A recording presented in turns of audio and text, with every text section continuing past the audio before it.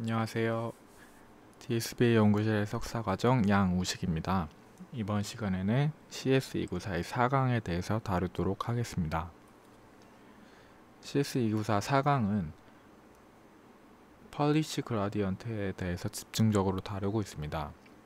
펄리시 그라디언트 알고리즘은 정책 기반 알고리즘으로 기존의 가치 기반 알고리즘과는 출력층에서 정책을 직접적으로 근사한다는 차이점을 가지고 있습니다. 자세한 설명을 계속해서 이어나가도록 하겠습니다.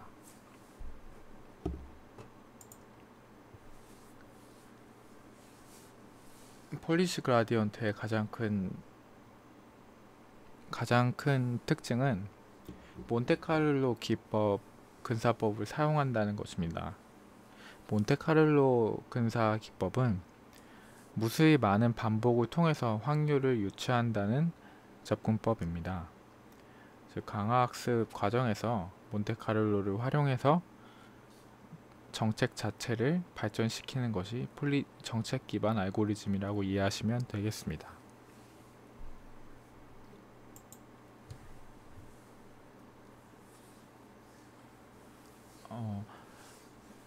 이번 4강에서는 정책 기반 알고리즘을 설명하기 위해 다양한 수식들이 많이 사용되는데요. 다양한 수식들을 설명하는 데 앞서 우선적으로 3강과 마찬가지로 이 세타 스타는 모든 시점에서의 보상의 누적 합의 기대값의 극대화를 의미하는 강화학습의 목적이라고 할 수 있습니다.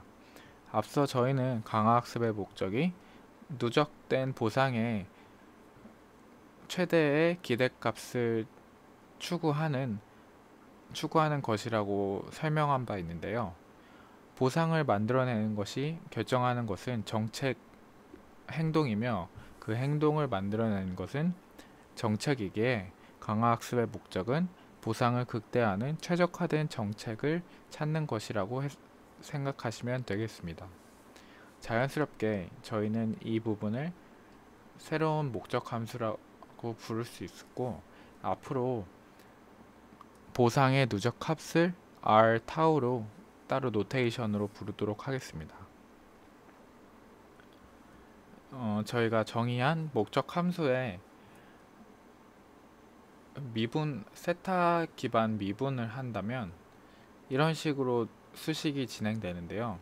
이러기 위해서는 convenient identity라는 수식을 좀 더 쉽게 그리고 수식적으로 유용하게 사용되는 방법론을 강의에서는 소개하고 있습니다. 이 방법론은 로그의 미분 특징을 이용하는 것인데요. 즉 로그의 미분 특징은 로그 파이 세타 타우는 파이 세타 타우분의 미분 파이 세타 타우분의 미분된 파이 세타 타우와 동일합니다. 그리고 이것들이 서로 지워지기 때문에 파이 세타 타우의 세타 기반 미분값과 동일하다는 것인데요. 이 convenient identity는 후에도 계속해서 유용하게 쓰일 수식 사용법 중에 하나가 됩니다. 이처럼 저희가 정의한 목적 함수의 미분값을 얻기 위해서 수식을 전개해 나가면 최종적으로 저희는 다음과 같은 수식을 얻게 됩니다. 이 앞서 구한 수식을 이렇게도 표현할 수 있는데요. 이는 3강에서 저희가 강화학습의 목적 함수의 기초적인 정의를 내렸던 적이 있습니다. 다시 돌아가서 설명해 드린다면 이 부분에서 저희는 강화학습의 최종 목적이 첫 번째 상태가 주어졌을 때 그 시점에서 최종 시점까지의 정책으로 인한 행동과 그 행동을 통한 새로운 상태로의 변환, 모두 포함한 것을 강화학습의 학습 과정이며 목표라고 학습한 바 있는데요. 이 식을 잘 기억해 두시고 다시 그대로 돌아오신다면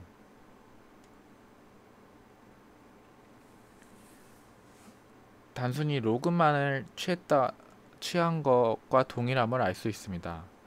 그리고 식의 로그를 취했을 때 곱하기는 덧셈이 되고 프로덕트 또한 서메이션으로 변합니다. 또한 이 식은 세타에 대한 미분이기에 세타와 관계없는 앞부분과 뒷부분을 삭제해 준다면 최종적으로 저희는 앞서 구한 목적 함수의 미분을 아래와 같이 변환시켜 이해할 수 있습니다. 이처럼 긴 수식 전개를 통해 목적 함수의 미분값을 새롭게 접근한 이유는 이와 같은 식이 transition probability, 즉 위에 그 ST와 AT가 주어졌을 때 새로운 상태로 갈 transition probability에 대한 정보를 알 필요가 없으며, 또한 첫 번째 상태에 대한 PS1에 대한 확률 probability를 알 필요가 없기 때문입니다. 저희는 이 식을 통해서 단순히 상태가 주어졌을 때에 어떠한 행동이 나올 확률, 즉 정책에 대한 접근만 생각하면 된다는 강점이 있기에 이 긴 수식 전개를 통해 목적 함수의 미분을 저희가 원하는 방식대로 새롭게 전개할 수 있게 됩니다. 그리고 이것을 Direct Policy Differentiation이라고 부릅니다. 이처럼 새롭게 정의 내린 폴리시 그레디언트를 evaluate 앞서 강화학습 알고리즘의 학습 과정과 연관지어 설명할 수 있습니다. 첫 번째로 샘플 제너레이션은 모든 시점에 대해서 정책이 일어나고 그 정책을 통한 보상을 갖는 것을 의미합니다. 즉 run the policy를 통한 리워드 펑션의 값을 모두 획득하는 것을 의미합니다. 그리고 이처럼 주어진 리워드 펑션에 대해서 두 번째 과정이 바로 이 estimate return과 모델 피팅 과정입니다.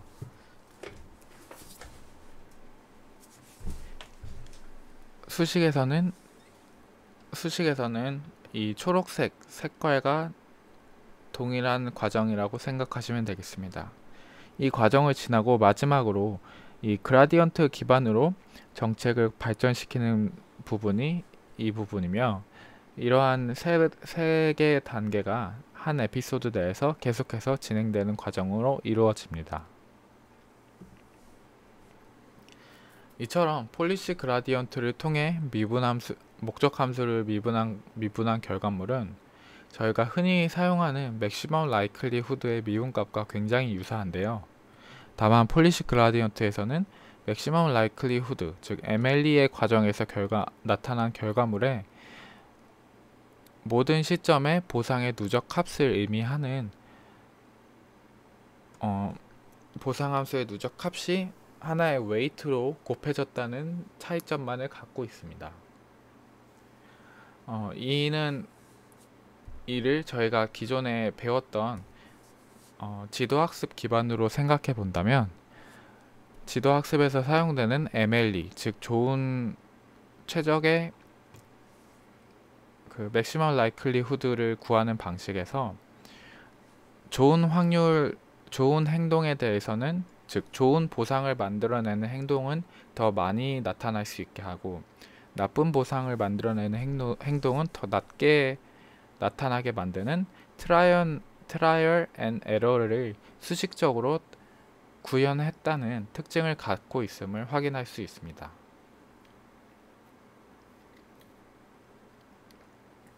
지금까지 설명했던 것은 단순히 마코브 결정 과정, 즉 MDP의 측면에서 설명했던 것이고, 이를 확장시켜 Partial Observability, 즉 POMDP의 측면에서도 설명할 수 있습니다. POMDP의 측면에서 수식을 전개하자면 다음과 같은데요. 이를 앞서 MDP의 수식과 비교하자면 여기 S, 즉 상태의 측면이 O, 즉 옵저베이션의 측면으로 전환된 차이점만이 존재합니다. Partial Observability, 즉 부분 관찰은 MDP와는 달리 상태로부터 알 수 있는 부분 관찰된 결과물만을 취급하기 때문에 앞서 MDP와 달리 S가 아닌 O를 활용한 것인데요. 다만 이 부분을 제외하고 다른 부분은 모두 동일한 형태를 가지고 있음을 알 수 있습니다. 즉, 이 폼DP에서도 폴리시 그라디언트, 즉 정책 기반 알고리즘을 사용할 수 있음을 확인할 수 있습니다. 다만 이처럼 폴리시 그라디언트 정책 기반 알고리즘은 두 가지 측면에서 큰 단점을 갖고 있는데요. 첫 번째는 하이 베리언스입니다. 하이 베리언스에 대해서 수식 그래프를 통해 자세히 살펴보겠습니다. 우선 그래프의 y축은 그 시점에서의 보상함수의 값이며 x축은 시점, 그리고 이 그래프는 그 시점에서 나타나는 총 경로 트라젝토리를 의미합니다. 즉 각 시점에서 어떠한 경로를 선택하는 정책이 일어나며 그 정책을 통한 행동으로 인해 보상함수가 일어남을 의미하고 있습니다. 그런데 이 초록색 그래프의 경우 보상함수가 음수 값을 갖고 우측 두 개는 조금이지만 보상함수가 양의 값을 갖게 됩니다. 이렇게 된다면 하나의 에피소드가 끝난 후에 트래젝토리, 즉 경로는 학습된 결과물을 반영하여 음수인 보상함수 값이 나오는 트래젝토리를 최소화시키고 양수인 보상함수가 나오는 트래젝토리에 더 많이 나타나는 확률을 줌으로써 기존의 파란색 그래프를 주황색 그래프로 변화시키게 됩니다. 그런데 오른쪽 그래프를 보시면 이 초록색 그래프에서 동일한 컨스턴트 값만 더해준 값이 이 빨간색 그래프가 됩니다. 즉 각 시점에서 정책을 통한 행동에서 나타나는 보상함수 자체는 리워드 펑션 값 자체는 동일하지만 이 그래프에서는 이 리워드 펑션의 컨스턴트만을 더해준 값인데요. 그렇지만 그 결과는 이 왼쪽에서는 약간의 양의 보상함수, 그리고 오른쪽 두 개에서는 큰 양의 값을 나타냅니다. 그렇기 때문에 이 에피소드가 끝난 후에는 이 파란색 경로가 이 주황색 경로로 바뀌게 됩니다. 이것이 무슨 말을 의미하냐면 각 에피소드마다 같은 리워드 펑션을 값을 아웃풋으로 낸다고 하더라도 그 학습된 결과물로 나타나는 새로운 트래젝토리가 전혀 다른 양상을 띈다는 의미인데요. 이처럼 이 새로운 하나의 에피소드를 끝내고 학습된 결과물이 상당히 큰 편차가 나타난다는 현상을 하이 베리언스라고 의미합니다. 두 번째로 큰 폴리시 그라디언트의 단점은 슬로우 컨버전스와 하드 투 주스, 러닝 레이트를 선택하는 데 있어서의 어려움입니다. 즉, 이 그래프를 통해 보시면은 이 Y축의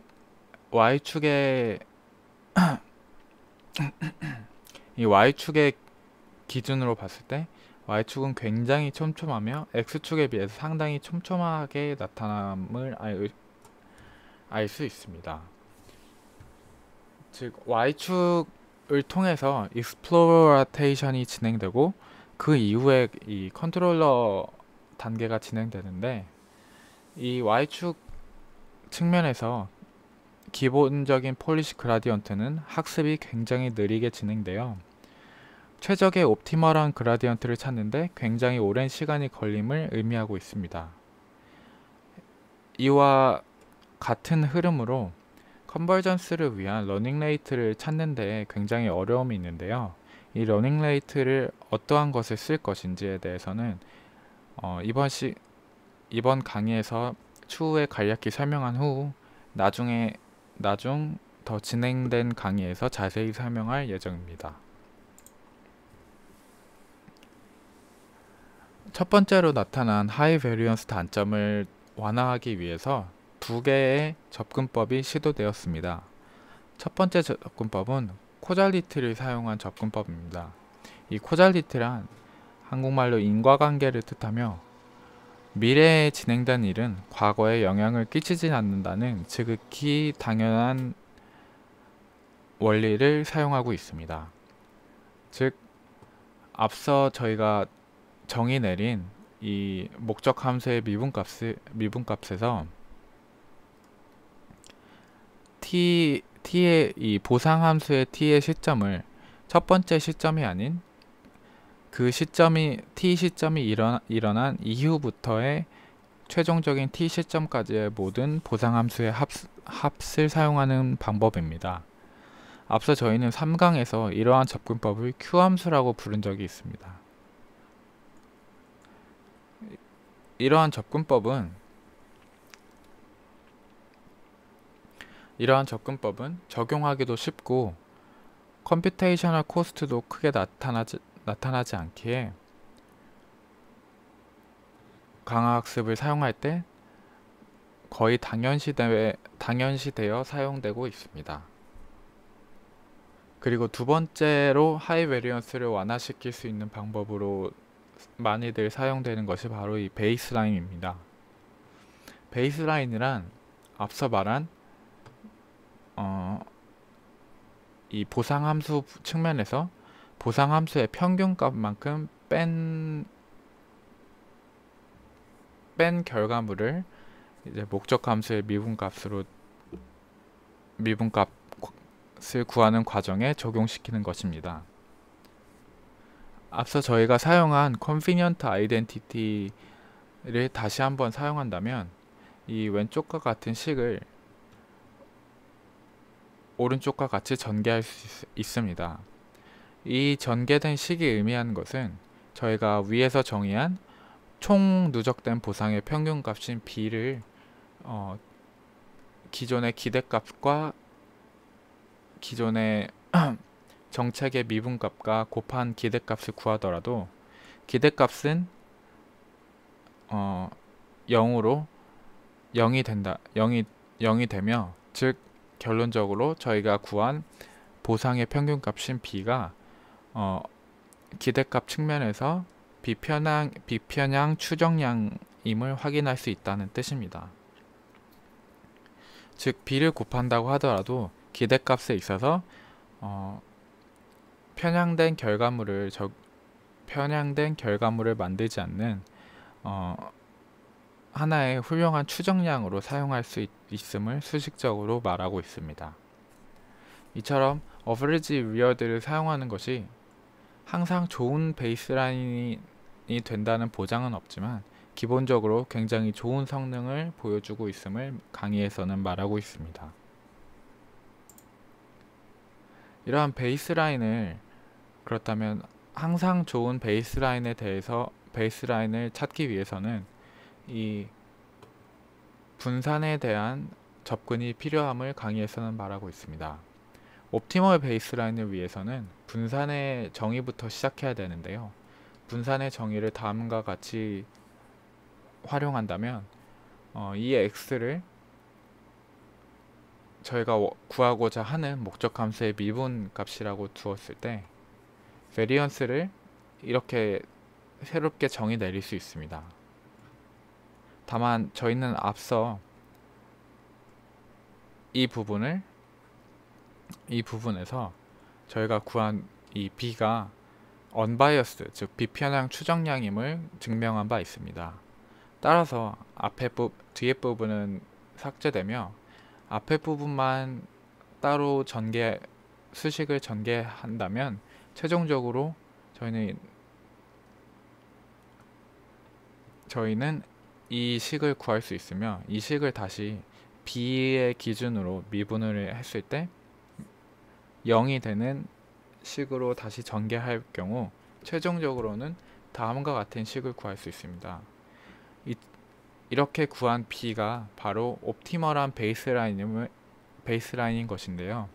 이는 통계에서도 최소 비편향 추정량을 구할 때 사용되는 전개 방식이기도 합니다. 다만 이렇게 구한 expected weird는 이렇게 구한 방식은 옵티멀한 베이스라인이기는 하지만 실제 현장에서 사용될 때는 앞서 구한 단순히 총 보상의 평균값이 평균값에 비해 엄청나게 큰 성능의 향상을 일으키진 않는다고 합니다. 즉 단순히 총 보상의 누적값의 평균을 사용하더라도 실용적인 측면에서는 충분히 좋은 성능을 기대할 수 있다고 합니다.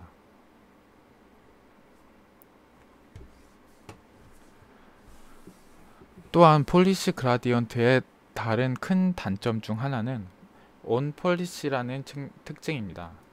이 폴리시 그라디언트는 이 주황색 밑줄에서 보이듯이 각 정책에 기대기 때문에 각 정책이 바뀐다면 이 모델 샘플 제너레이션을 매번 새로 진행해야 합니다. 이 강화학습 학습 과정에서 세 단계 모두 다 생략할 수 없는 중요한 단계이기에 이 폴리시 그라디언트는 효율적인 측면에서 좋다고는 볼 수 없는데요. 이를 완화하기 위해서 오프 폴리시적인 특징을 가져오기도 합니다. 오프 폴리시란 3강에서 설명했듯이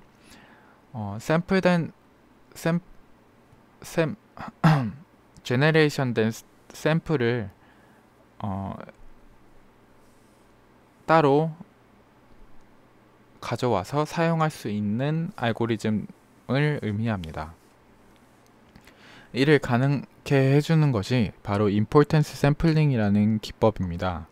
이 임포턴스 샘플링이란 다음과 같이 px를 기준으로 하더라도 px와 상관없는 qx분의 qx를 가져와서 곱해줘서 x를 다시 px인 기대값을 qx의 기대값으로 변환시키는 기법입니다. 이 기법을 가져와서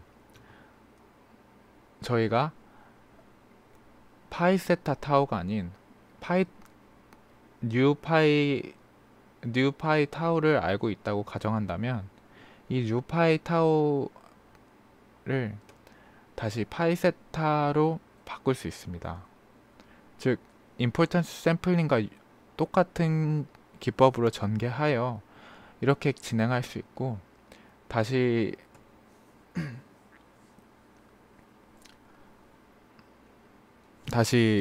이 식을 전개한다면 최종적으로 아래와 같은 식을 구할 수 있습니다.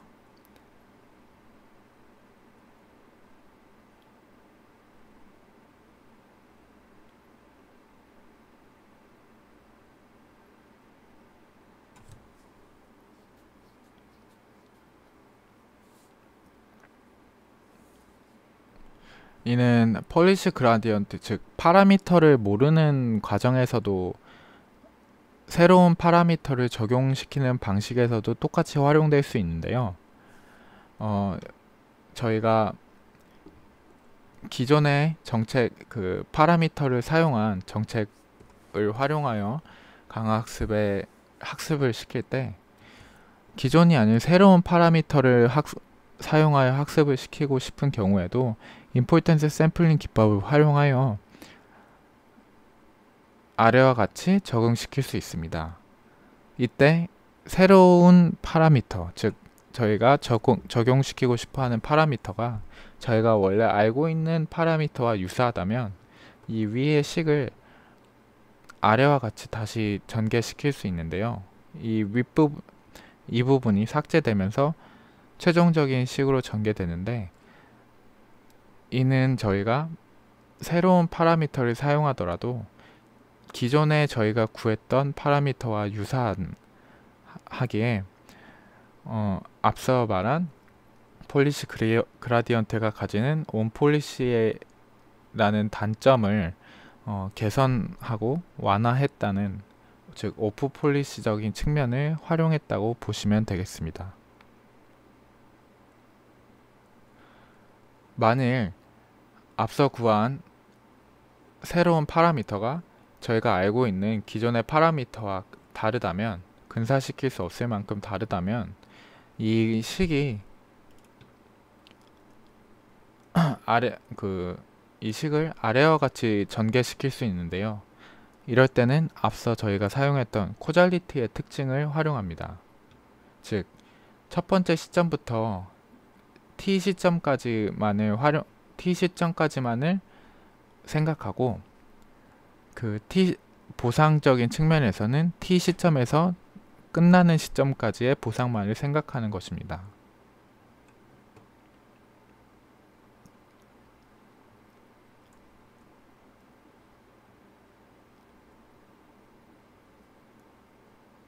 그런데 이처럼 폴리시 그라디언트를 IS 임포턴스 샘플링을 방법을 가져와서 활용하는 것은 또한 단점을 갖고 오기도 합니다. 무엇보다도 계속된 프로덕트가 필요한데, 이 프로덕트가 바로 익스포넨셜한 값의 프로덕트가 이어진다는 단점을 갖고 있습니다.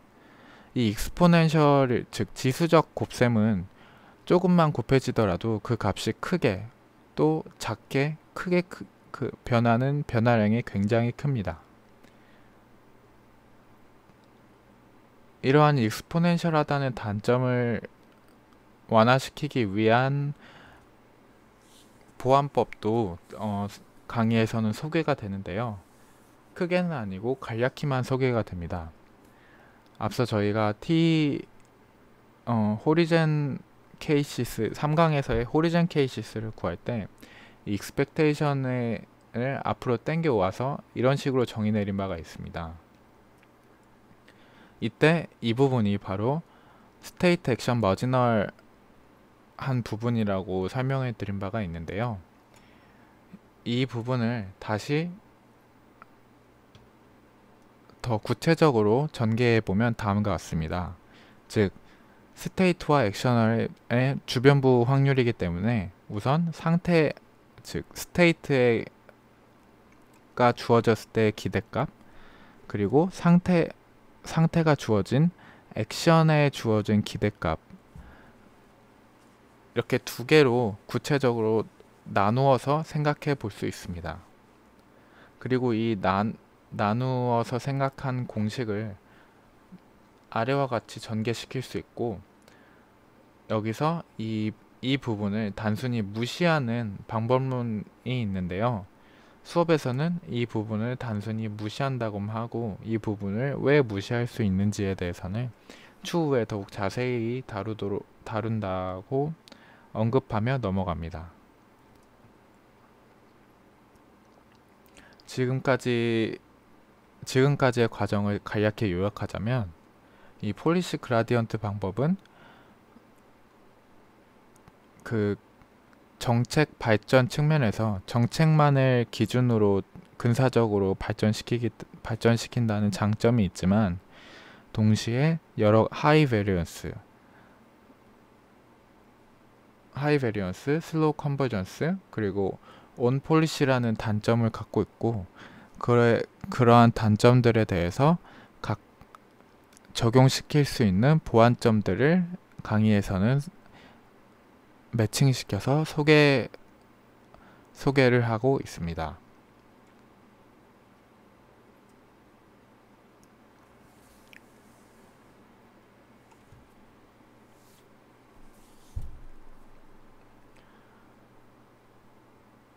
이렇게 폴리시 그라디언트의 장점과 단점, 그리고 그 단점의 보완점을 설명한 이후에 강의에서는 폴리시 그라디언트를 활용한 강화 학습을 실용적인 측면에서 어떻게 적용시킬 건지에 대해 설명합니다.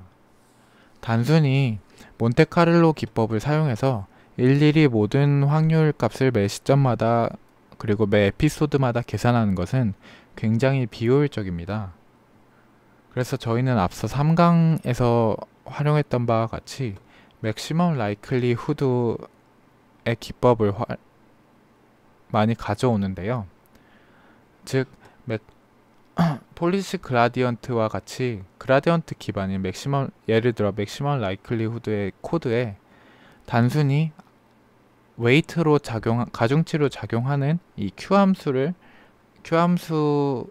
적합한 코드만을 추가해 주는 것입니다.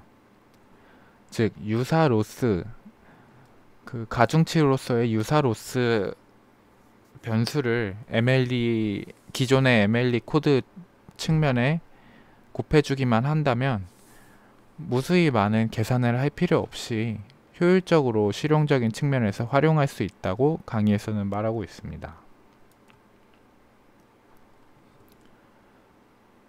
이것이 하나의 예가 될 수 있는데요. 기존의 네게티브 라이클리 코드를 사용하되 거기에다 추가로 웨이티드의 측면에서 가중치적 측면으로 Q 함수 부분을 추가해 준다면 큰 효율성과 함께 강화학습의 장점을 활용할 수 있다고 말하고 있습니다. 그라디언트가 가지는 하이 베리언스의 측면을 고려해야 할 것이나 더 큰 배치를 사용하는 것, 그리고 러닝 레이트 측면에서 어떻게 계산해야 할지에 대해서도 실용적인 측면에서 어떻게 해야 될지, 그리고 어떤 접근법을 해야 될지에 대해 차후 수업에서 더 자세히 다룰 것임을 수업에서는 설명하고 있습니다. 이것으로 4강의 CS294의 4강 설명을 마치겠습니다. 들어주셔서 감사합니다.